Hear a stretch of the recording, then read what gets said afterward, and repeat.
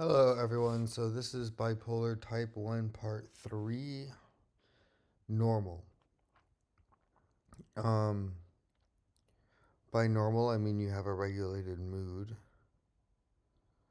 And this is like half vlog, half video because I've only had a regulated mood for 5 days now. And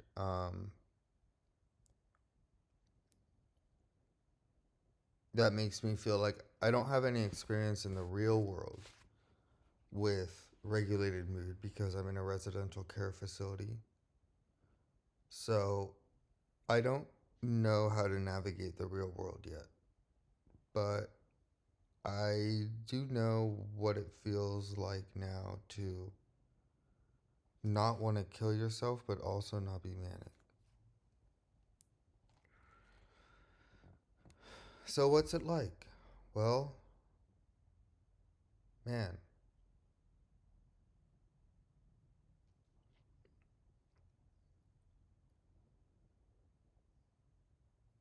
basically, the I don't have suicidal ideation or passive suicidal ideation or any of that because I have hope for the future and things to look forward to. But I'm not irrational about it. That's the crazy thing. Is that I don't think I'm going to do all this stuff and achieve all these things. I just have a more realistic outlook about what I could do. So, right now, for example, my plan is to get a master's degree. Now, to get a master's degree, I have to take prerequisites. And I'm aware that it's possible for me to fail those prerequisites and not be able to get a master's degree. And what happens then? Well, normally I would have completely freaked out. Either under mania or depression, I would have just completely freaked out. But now I can kind of work on catastrophizing and try not to do it. And just realize that if that happens, I'll go do something else. And I don't even have to know what that something else is ahead of time. I can just have one plan at a time. So I don't have delusions of grandeur about my abilities, like, oh, I can do all these things and do them all at once. And I'm aware that it's going to be hard and a difficult challenge.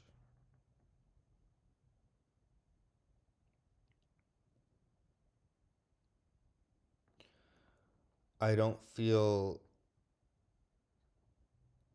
I don't feel artificially elated or euphoric. Like I don't feel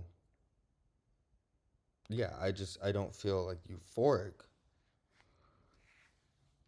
I just feel kind of like my mood isn't in my way. That's the best way I can describe it, is that my mood isn't in my way. I can kind of just think straight without being corrupted by an extreme mood. Um, and stressful things have happened while I've been here, just from my real life. You know, when you abandon your life, there's going to be issues with the life you left behind, like, you know, having to pay your bills and having to deal with your work and stuff like that. Stressful things have happened while I'm here, but I'm more able to navigate those stressful situations in a rational way.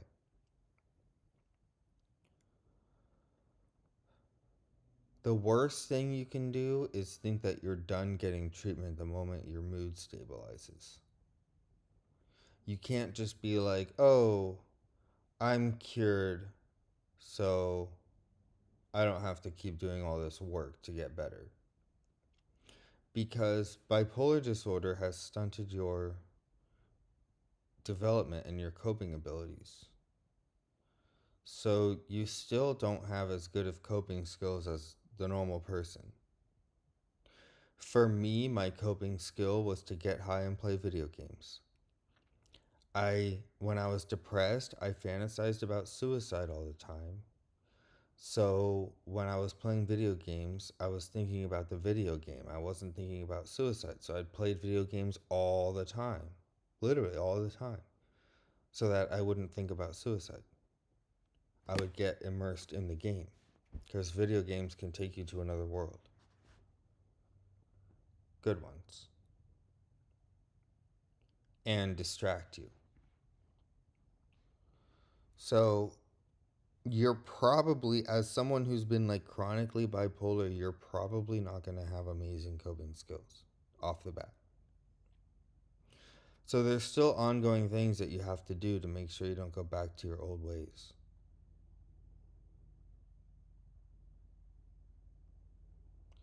Now, for me personally, I have had, I have been normal mood wise in the past, like not depressed and not manic, but I was always anxious in those cases.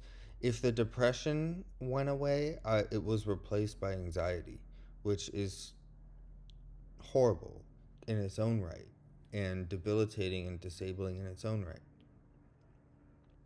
So, this is the first time where my mood's been regulated and I'm also not anxious. I've always been preoccupied, like, what if I die tomorrow? And um, when I was depressed, I didn't care if I died tomorrow. So that was one way of coping with it, depression. But now I'm trying to just be more at peace with the fact that most things are out of your control. And so you just do your best. And if you die, you die. Or if something horrible happens to you, something horrible happens to you. But you don't have to live in that fear. You don't have to. It's called catastrophizing, where you're always thinking of the worst case scenario. Because depression makes you an extreme pessimist, right? And those thought patterns are still going to be there. Like, you're going to still be used to pessimism and thinking of the worst possible outcome for everything. I screwed up at work. What's the worst possible outcome? Well, everybody will hate me and I lose my job. Or, you know, it can have positive. The one good thing is that it makes you risk averse.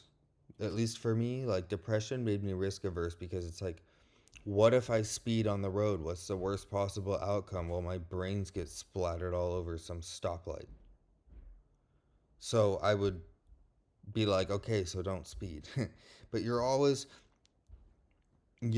notice that even when your mood's regulated, you're still used to always thinking of the worst possible outcome. You don't want to be like a 16-year-old and never think about the worst possible outcome or be unaware of the worst possible outcome.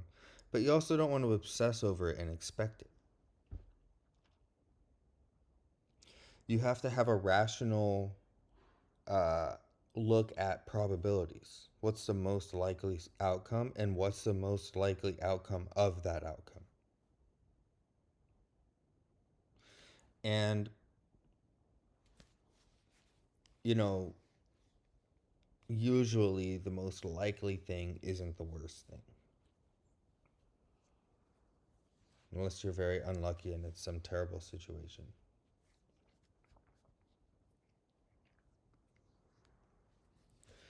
The other thing that is incredible about a regulated mood is that I actually have energy, and I think some of that might be from eating healthy and things like that. And marijuana also saps your energy. Um, I was high playing video games all the time, and it just makes you have less energy, in my opinion, if you do it all the time, if you do it constantly. So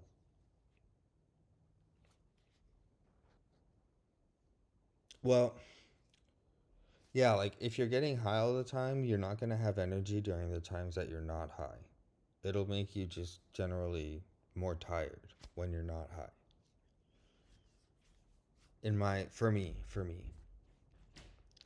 So now I actually feel like I have energy, and that was a huge barrier for me in getting better with depression because I just didn't have the energy to do things. Even if I could muster the willpower, I didn't have the energy. And when you're depressed, your limbic, I don't know if it's called the limbic system, but you're actually like slower. Like your mind is not going with as much, you don't have as much energy. Physically, you don't have as much energy as a normal person. That's why a lot of depressed people don't even get out of bed. You just don't have any energy. So, energy is a serious blessing. Like, I have the energy to engage in my creative hobbies. I have the energy to study, to prepare for my master's. I have the energy to go to work and do a job, I hope. Working takes a lot of energy. So I'm hoping that I still have enough energy to work and do other things because working takes a shit ton of energy. And I don't have experience with long-term navigation of the real world in a healthy way.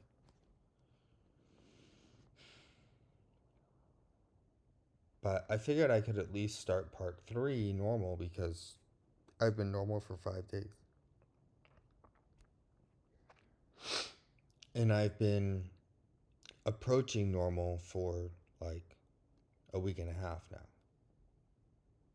So it was like improving,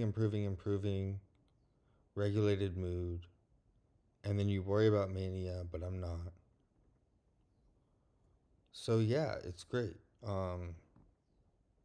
I am the main difference from depression, like you don't think you're the most amazing person ever, and you still have to own up to your mistakes and address your flaws. Because in mania, you don't do that. You think you're the most amazing person in the world.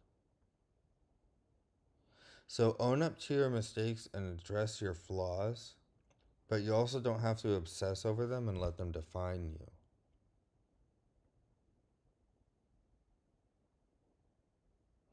What defines you is the effort to overcome. A lot of people just never even try to become better people. So you can give yourself credit for at least trying to become a better person, right? I mean, a lot of people don't do that. Hard to believe, but a lot of people don't do that. They go their whole lives without ever working on their character.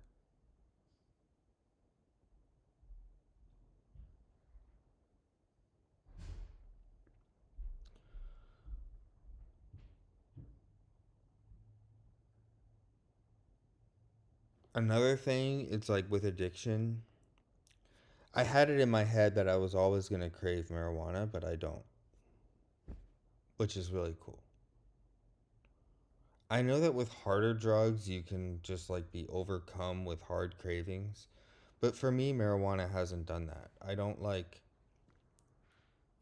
crave a bong while I'm here or anything. Like it's fine. I look at marijuana as a coping mechanism. Like if I see a bong, I'm like, "Oh yeah, like that's what I used to cope, but I don't need that anymore." It's not like, "Oh my god, I need to hit that, please," and I don't have to exert willpower not to.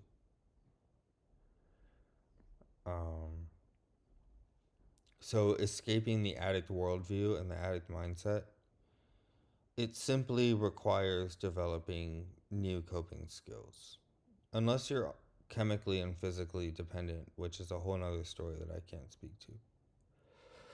And in that case, rehab is for you, like actual like substance abuse rehab.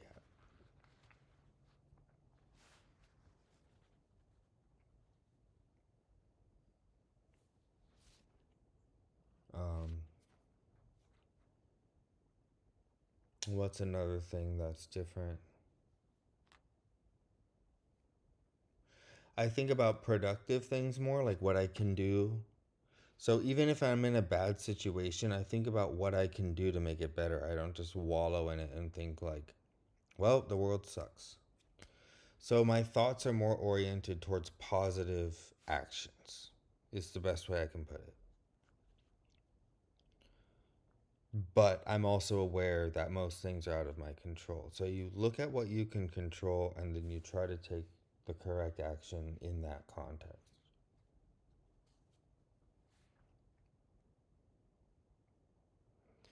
But like I said at the beginning, you can't just think that your work is done and you're better. I'm still going to do intensive outpatient. I'm still going to, obviously take my medications and this and that. Get therapy, stick with a therapist, continue researching psychology, continue learning and working on catastrophizing. The other thing I do is have extreme reactions to things. I've always been like that since I was a teenager, where if someone wrongs me or I feel like someone wronged me, I go 0 to 100 in a second. So I'm working on that too. There's this method called stop where you're supposed to like rationalize before you make an irrational decision. Requires patience. You won't you I still struggle with patience. Like if something happens, you have to wait a second and take a couple of deep breaths before assessing your reaction. Even sometimes you have to wait a whole day to make sure that your response is really what you want to do. Because once you send that text or whatever, there's no going back.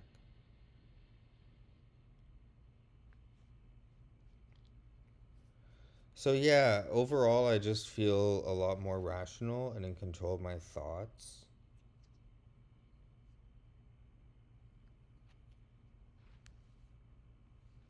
And I have enough energy to not be bored. I think a lot of my boredom came from not having the energy to do anything. So like all I had the energy to do was just sit there. Whereas now it's like okay, I can do some recreational activity like paint my Warhammer figurines. I can um, read. I can study. I can exercise. I can talk to people and socialize.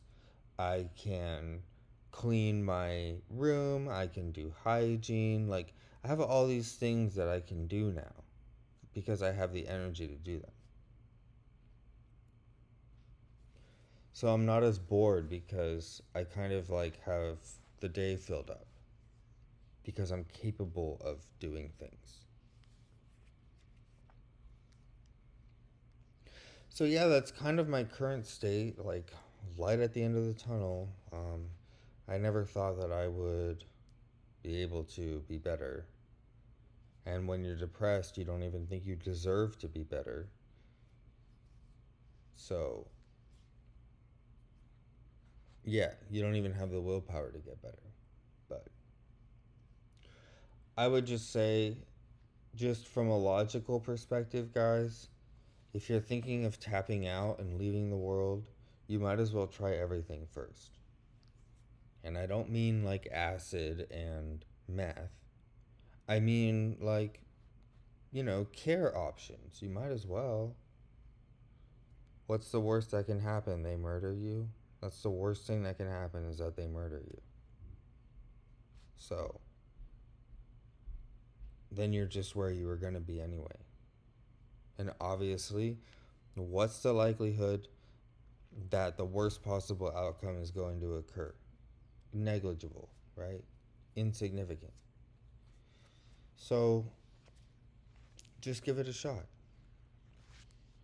Um, Talking to the pros.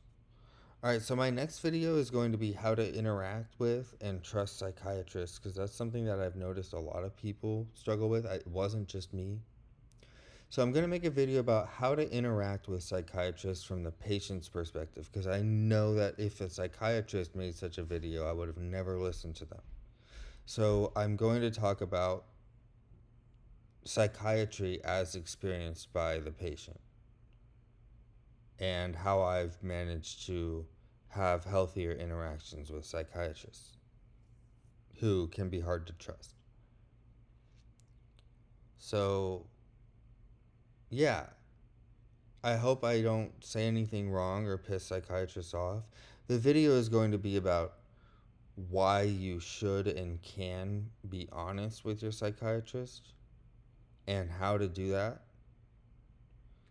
So, yeah, that's going to be my next video, is about um, being a patient of psychiatry. Cool. Thank you.